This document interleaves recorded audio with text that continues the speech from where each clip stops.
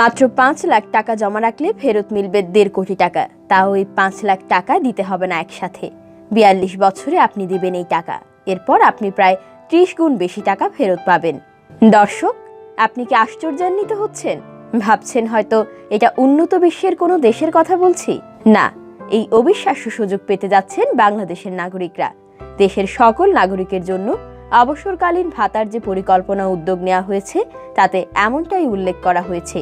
এবার আপনাদেরকে আরেকটু খোলাসা করে জানিয়ে দিই অবসরকালীন ভাতার স্কিম সম্পর্কে, কিভাবে দেশের সাধারণ মানুষ পাবেন এই সুবিধা।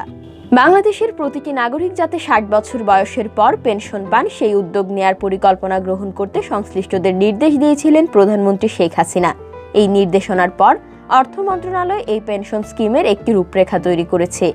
গত ২৩ ফেব্রুয়ারি সরকারি ক্রয় সংক্রান্ত মন্ত্রিসভা কমিটি ও অর্থনৈতিক বিষয় সংক্রান্ত মন্ত্রিসভা কমিটির বৈঠক শেষে সাংবাদিকদের কাছে এ নিয়ে বিস্তারিত বলেছেন অর্থমন্ত্রী আ.হ.ম মুস্তফা কামাল। অবসরকালীন ভাতা কিভাবে পেতে হবে মোটামুটি এর একটি রূপরেখা দিয়েছেন অর্থমন্ত্রী।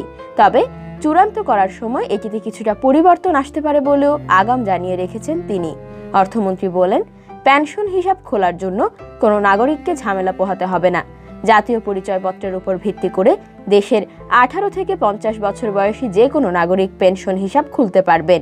শুরুতে নাগরিকদের জন্য এটা ঐচ্ছিক থাকবে, অর্থাৎ যার ইচ্ছা সে পেনশন হিসাব খুলতে পারবে, আবার যার ইচ্ছা হবে না সে হিসাব খোলা থেকে বিরত থাকবে। কিন্তু পরবর্তীতে এটি সকল নাগরিকের জন্য বাধ্যতামূলক করা হবে।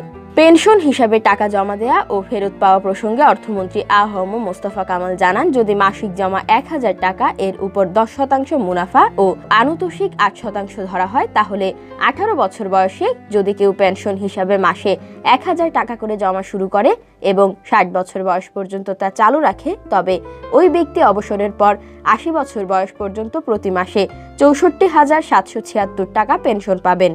অর্থাৎ কেউ যদি ১৮ বছর বয়স থেকে ৬০ বছর পর্যন্ত প্রতি মাসে ১,০০০ টাকা করে জমা রাখে, তবে ৪২ বছরে তার জমার পরিমাণ দাঁড়াবে ৫,০৪,০০০ টাকা। ৪২ বছরে সে এই অর্থ জমা করবে।